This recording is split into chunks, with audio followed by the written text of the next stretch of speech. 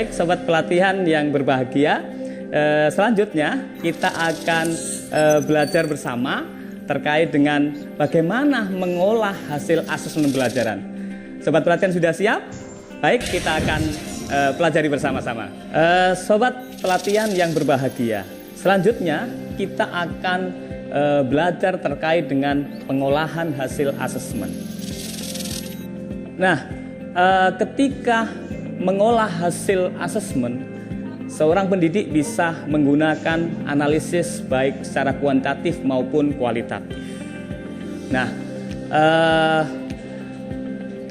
ketika data yang dikumpulkan dalam mengakses itu dalam bentuk angka-angka, maka itu kita menggunakan analisis kuantitatif. Dan ketika datanya berupa narasi, deskripsi, itu kita berarti menggunakan analisis secara kualitatif.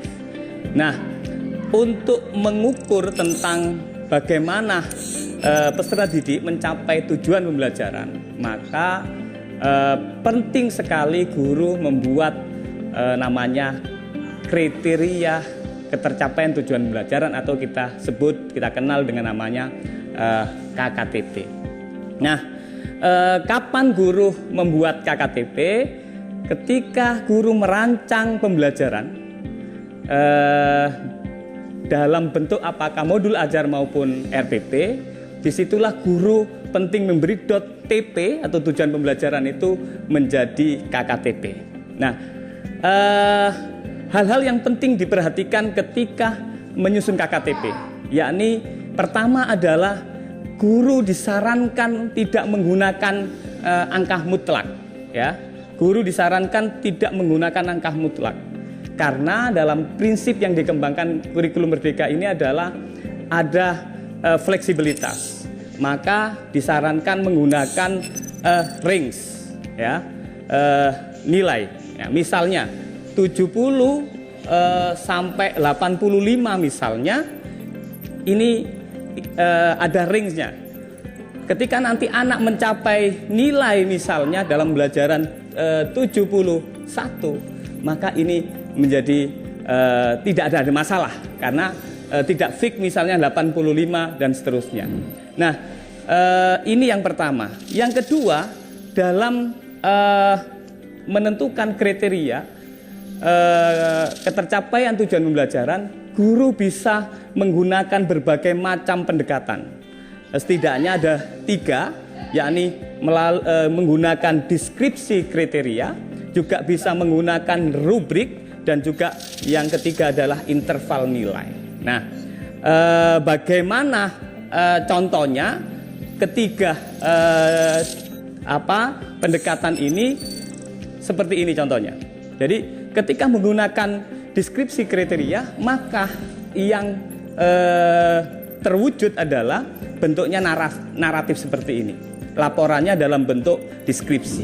Nah, selanjutnya ketika guru menggunakan rubrik, maka sejak awal ketika mendesain pembelajaran, guru sudah menurunkan TP dari TP, ya, dalam bentuk kriteria-kriteria. Misalnya kriteria yang ada di sini contohnya adalah misalnya isi laporan.